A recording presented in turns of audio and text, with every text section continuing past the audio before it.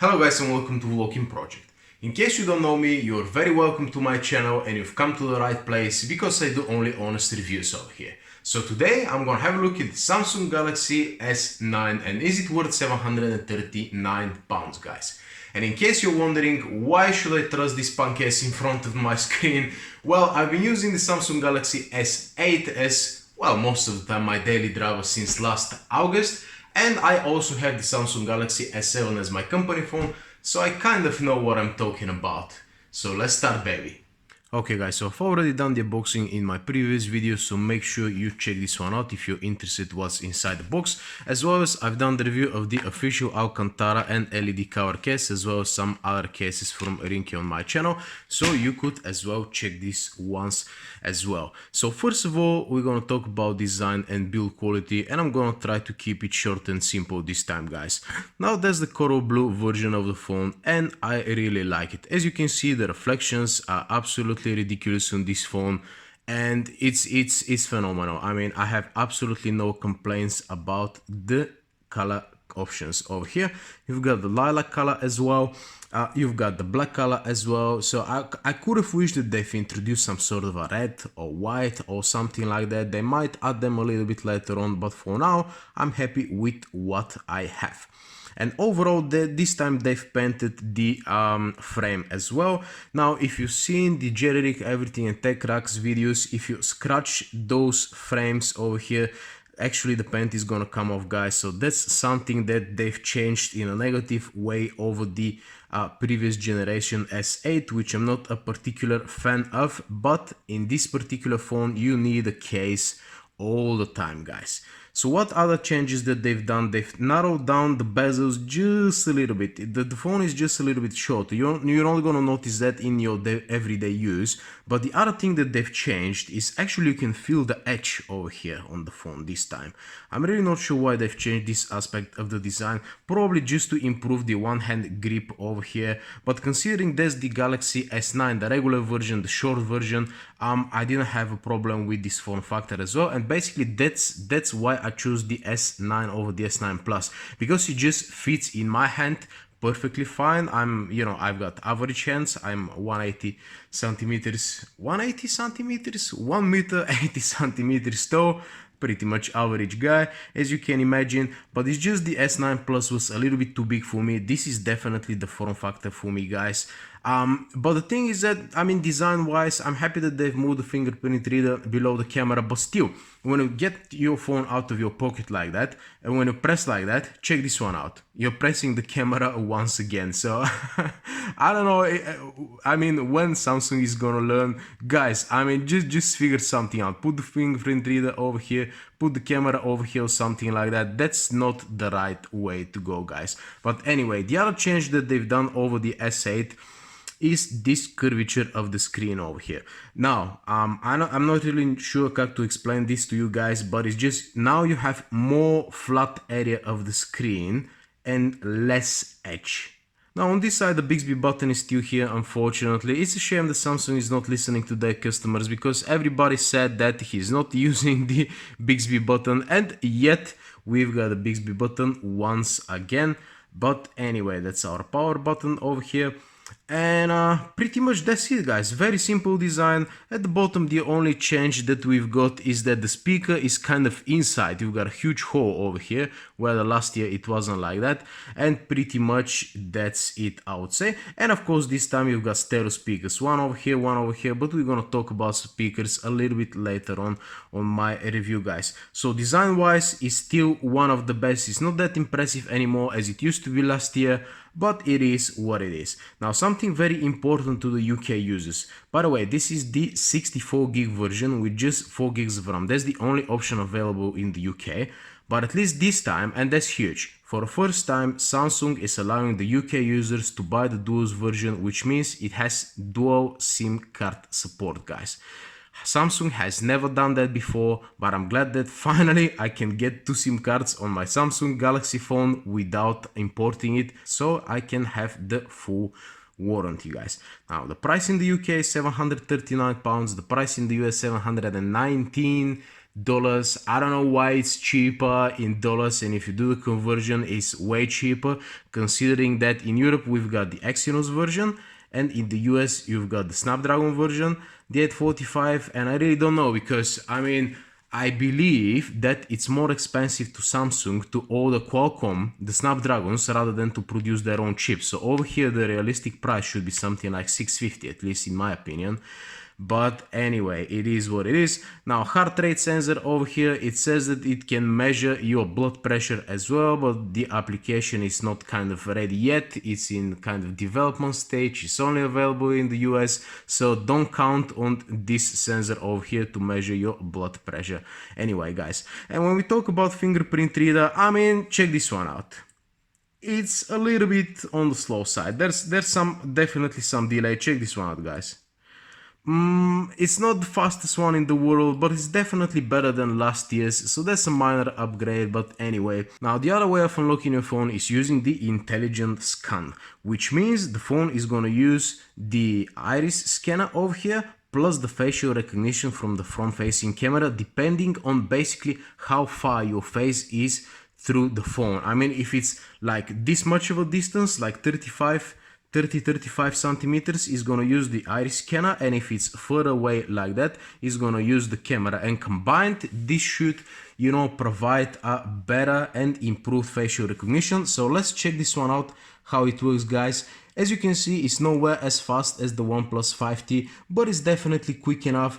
But the thing is that in some situations, especially the low light, the phone can't really decide quick enough whether to use, you know, the front camera or the sensor, and it's kind of a mixed bag. It doesn't really recognize your face all the time. So I mean, I could have wished that they've improved on that. The last year was pretty much the same. Okay, I didn't have, you know, the intelligent whatever scanning technology, but anyway, it's not very much better than it used to be, and I kind of wish that both the combination of fingerprint was a little bit quicker and both the facial recognition was a little bit quicker as well. But I guess it is what it is, which is a shame to say for such an expensive phone, guys. But I mean, what can you do? Maybe next year they're gonna improve on that. So basically now let's talk about the display, and there's not much to talk about the display really, because a lot of people are you know, fearful to say that this is the best screen. Well, I could say that this is the best screen on the market right now, hands down, guys.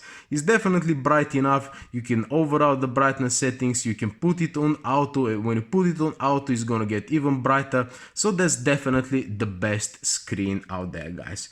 And Samsung bigged up their game a little bit with the following settings, guys. You've got the blue light filter over here. You can change the screen resolution, by the way. Now I'm at Full HD Plus, which is 1080p, and you can't really tell that you're using 1080p, guys. If you switch to 1440p, you're not gonna notice big of a difference. Let me quickly switch it on like that.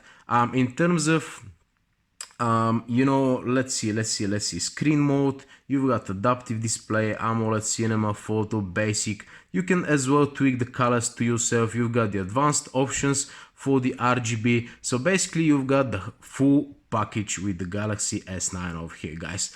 The display is easily 10 out of 10, guys. Amazing screens. Now, the one and the only reason I took so much time to review this phone, to issue the review, because I've pre-ordered that like almost a month ago, is because I was doing a thorough test of the battery life. And let me show you what kind of screenshots do I have, guys. Okay, guys, so these are my screenshots on the battery life over here. One of the first usages that I had over here, you can see 3 hours 32 minutes, and that's on 4040p, the full resolution of the screen. Because if you pay this amount of money, you want to enjoy your screen every single time, guys, and you shouldn't compromise on that. So considering that the new chip is more you know, efficient and more optimized and this and that, that should improve the battery life, but unfortunately that's not exactly the case. 3 hours 32 minutes on this screenshot, 3 hours 38 minutes over here on this screenshot, 4 hours 45 no 4 hours 54 minutes over here, guys. Not that heavy usage, as you can see, Chrome only. Now over here I got 4 hours 21 minutes, 4 hours 51 minutes over here. I've changed my theme. in this occasion 5 hours 14 minutes. You can check my usage, you can pause the video over here. Not that heavy, Chrome and YouTube, simply because I don't use that many applications. Actually, I do mostly from Chrome, for example Facebook, Twitter, and as well I do it from Chrome over here, guys. And as you can see, screen on time 5 hours and 14 minutes, YouTube 2 hours 21 minutes. Now the next screenshot, 5 hours 42 minutes over here, guys. A little bit more to combat. That's all my usages are within, let's say, 24 hours, something like that. Check the screenshot as well. Now 21 hours on battery, 5 hours 45 minutes. I finished on 4G over here, guys. Now that's mostly mixed usage between Wi-Fi and 4G, guys. Now let's check this one out. 5 hours 26 minutes of battery life. As you can see, heavy usage over here, Chrome, YouTube, and pretty much that's it. Actually not that heavy. Now screen 4 hours 27 minutes, guys. Over here you can check this one as well. Screen 5 hours 56 minutes. You can pause the video and check my usage if you will. Now again here 5 hours 26 minutes, and pretty much that's it, guys. Now two major things actually I didn't use always on display.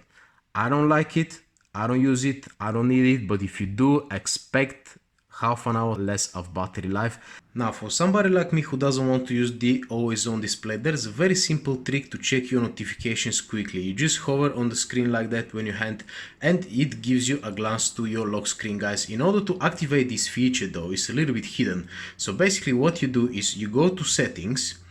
After that you go to accessibility over here.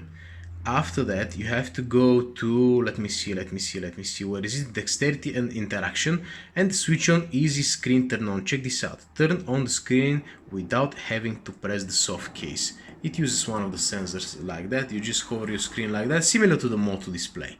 Cool. And I'm gonna give you a quick tip how to improve your battery life on this phone, guys.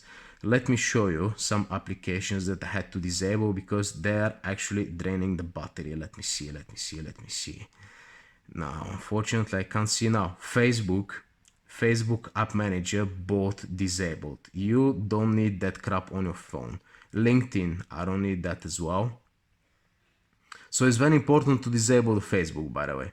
Let me see, all apps disabled. Okay, so basically the two Facebook applications and LinkedIn, you can disable them, but Facebook definitely drains your battery. Use the Facebook Lite, or at least use only the Messenger, or do like me, use it in Chrome as well. But that's just an advice for you guys how to improve the battery life a little bit, and basically pretty much you can't do nothing else. Overall, I'm quite alright with the battery life. I mean, 5 hours when the optimizations kicked in, basically when I disabled this and that, and the phone kind of learns over time. It's easier usage. I mean, it disables some background applications which you don't use.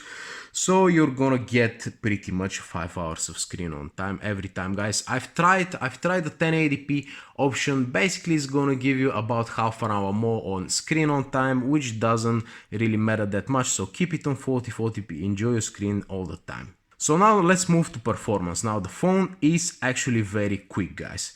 I don't see a major improvements over last year, but one advice, take it from me, if you're in the US, buy the unlocked version, guys. Because I had S7 Edge before, I had the Sprint version, it was absolutely terrible. I had to flash the unlocked version, it was a completely different phone.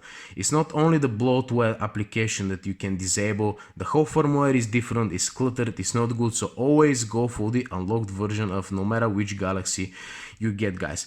So check this one out. I've did a speed test between this phone and the OnePlus 5T. This one is a little bit slower, but anyway, I mean, everything is so nice and quick on this phone, guys. Check this out. YouTube opens, Play Store, Chrome. I mean, it's ridiculously fast. It is indeed very fast phone, guys.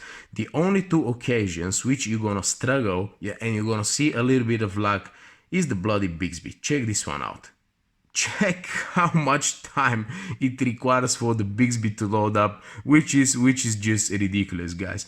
And the second occasion which you're gonna see, like let's say you want to search for an application, quickly check this one out. You press over here to open up the keyboard. Check this one out. It takes a good kind of 1 second, and I'm really not happy about that because it's just poor optimizations between the software and the Samsung keyboard.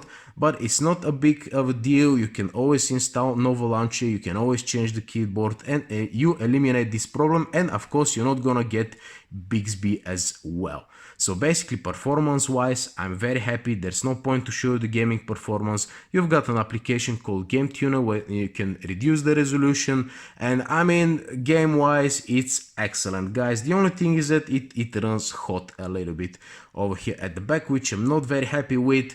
But I mean, again, I'm gonna have to say it is what it is, simply because I mean the gaming performance is excellent, guys. So overall performance and gaming, I am very happy about them.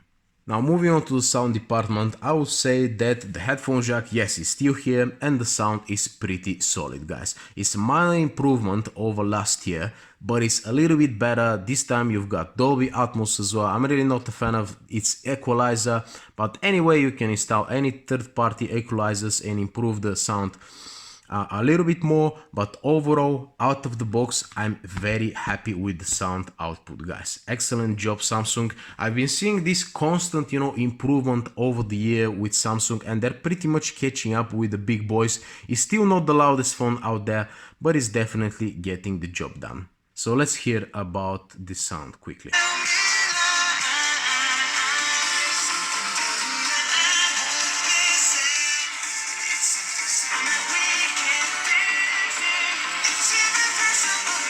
Now, as you can see, there is a good stereo separation. Most of the bass is coming from here, but this speaker over here is quite loud as well, guys. So overall, that's one of the best stereo speakers, well, if you can call them stereo speakers, at the market right now. Kudos for Samsung so to finally implement this feature in their phones, guys. Finally.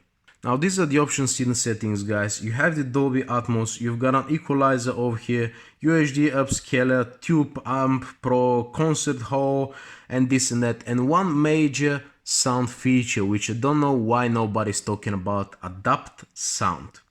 Now check this one out. You put the Adapt Sound, you choose your age, let's say under 30 years old, although I'm a little bit older, or you can add a personal sound profile. Now, what this personal sound profile does, that adjusts the sound volume considering your left and your right ear. For example, your hearing is not equal with both ears, guys. For example, my left ear doesn't really hear that well as my right ear. There's a very minor difference, but when you plug in a pair of headphones, you can't do nothing about it. With this application over here, check this one out. You can actually tweak the level of each side of your ears, guys. So basically, if you hear a little bit less with the left ear, for example, the sound is going to adjust so you hear perfectly fine on both stereo channels, guys. And now when it comes down to software, guys, so the software, I can't really complain. I'm not gonna dig deep into the software. All I'm gonna say that you've got team support. You can change the look, you can change the layout over here, as well as when you go to settings. I've downloaded which team, let me see which team is that. If you have this Blue Coral phone, I guess that this is the team to have, guys. So let me see, view all my teams. Which one is that? Let me see. Deep Blue is a free team. Now that's something annoying, by the way. When you go to teams, you can see you gotta pay for most of the teams. I don't know why you should do that. I mean, Samsung should support these developers in other ways. Yes, of course it's 720p, but it's just that's something which shouldn't be paid for, guys. Of course there are some free teams as well, but I'm definitely not spending money on the teams over here. Now the biggest improvements for the S9 should have been the camera, guys. Well, basically it's more or less the same 12 megapixel camera at the back, especially with the regular S9. You got just one camera, so basically your portrait and bokeh photos are not gonna look that impressive. They're nowhere near as good as the pixels, so don't rely on too much portraits out of this camera, guys. But I'm happy to report that the overall quality is Well, the variable aperture should have been a thing over here, but let me explain something to you guys. You can change, the aperture of the camera, and people say that, oh, it's much better, in low light, this and that. Well, guys, you kind of misunderstood the whole concept of this, variable aperture camera. Because the sensor is basically the same in both apertures, the f1.5 aperture is a little bit lower, which means, natural, better low light photos. So basically Samsung didn't exactly improve the low light photos because the camera would have been otherwise with a fixed 1.5 aperture, rather than they did another aperture manual over here which brings it to 2.4, which basically means that actually you're gonna have better photos in daylight. Everything is gonna be much more in focus, guys. That's why you're still shooting on 4:3 aspect ratio, so everything in the photo is gonna be on photos. So on focus, I mean. So basically the camera, yes, it's improved low light, but as well as should have been improved just a little bit in daylight, guys. Now the difference is not huge, but at least it's something a little bit better. You can as well change this aperture by yourself in the manual settings, guys, but as I told you, it doesn't make big of a difference. And now let me show you a couple of photos that I took with this phone just to see how the quality is.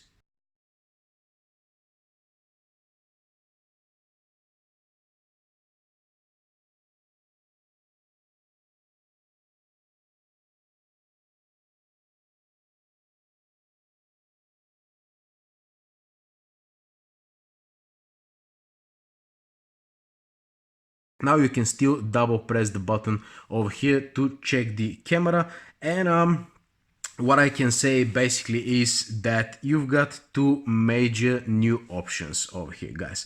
One of them is, unfortunately, let me show you that. Yeah, let's see, AR emoji.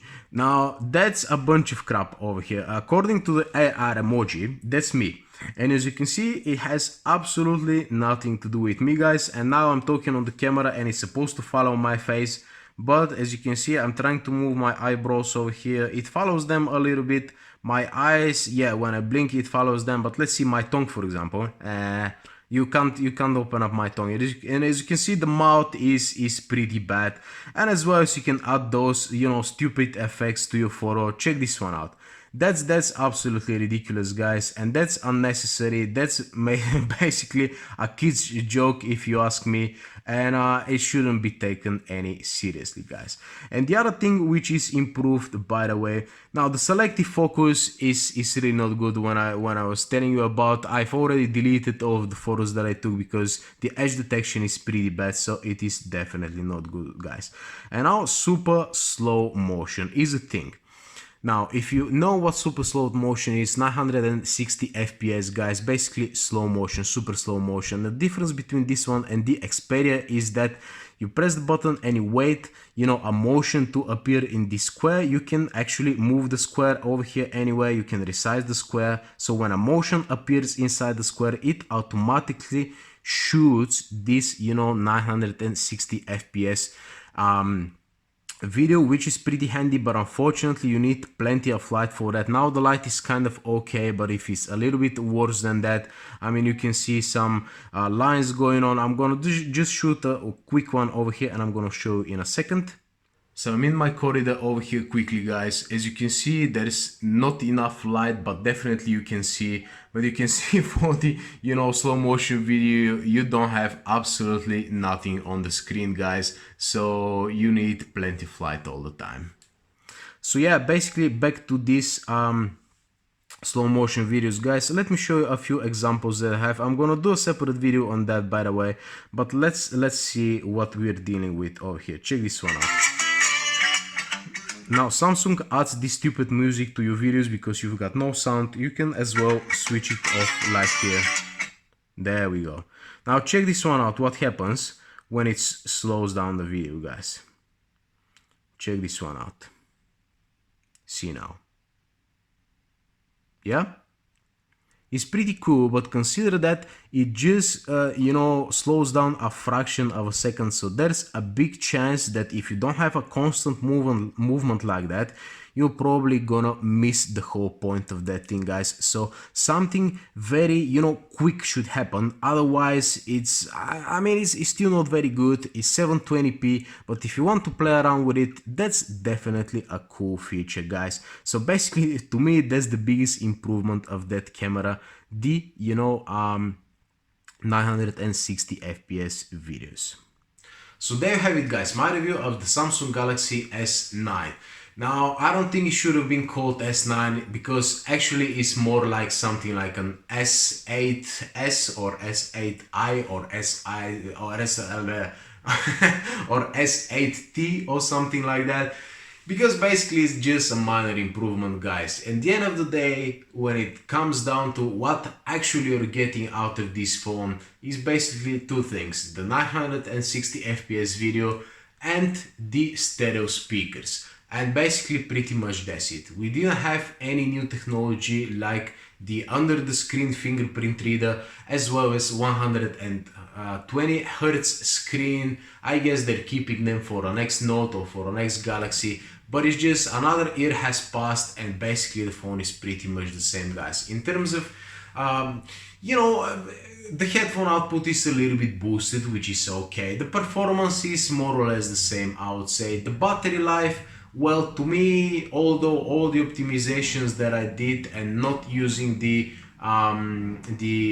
always on screen, I'm getting actually less battery life than the S8 last year that I was getting, guys. So overall the battery life is not great. Yes, the screen is the best and overall the in-hand feel is very nice, but definitely get a case because it's very slippery and the sides can chip off the paint as well. So is it worth the price, especially here in the UK? 739 pounds. You gotta be crazy to buy this phone. I'm crazy, but I need it for shooting my videos, for improving my content, and as well as for making videos on YouTube, basically. So I actually had the need to buy this phone.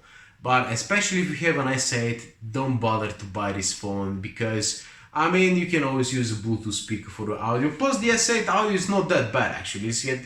It has an okay speaker, but it's actually not that bad, and it's not worth. When you look at the second-hand phone market, guys, you're looking at about 350 pounds for the S8 now, which means you have to pay double for that just to get the stereo speakers. Nah, it's not worth it, guys. And what else? If you're in the US, the situation is a little bit better. $719 is a bit better. Plus, you have a better trading program. Basically, you can send them any phone and get how much? 150 bucks off, something like that, which is way better. So basically, if you're looking to buy a new Samsung phone, then yes, this is the one to go. But if you're looking to upgrade, it's just not worth it, guys. And overall, I was expecting a little bit more, to be honest with you. In one of my next videos, I'm gonna compare it to the Mate 10, which I'm filming at the moment, which is, well, not exactly half the price, but over here in the UK, I bought it for 400 pounds. So basically 400 for the Mate 10 and 700 for this one. The difference is not that huge, guys, especially the cameras. The Mate 10 has an excellent camera. I'm gonna put them to the test as well. In case you haven't watched, I've got the S8 versus the OnePlus 5T speed test. I'm gonna put it in the description down below. So yeah, the video came up a little bit longer than expected, as always, but I wanted to give you my impressions, guys, and give you a little bit more additional information, because at the moment I can't really be bothered to, put so much production in my videos and come up with, let's say, a 7-minute video, which I'm gonna barely touch this and that. Plus I don't have the time since I work full-time. So basically that's the best I can do at the moment, guys. Long review, explaining all the options, giving my objective opinion and subjective as well sometimes. But the thing is that, as always, I'm unbiased in my videos, as honest as possible.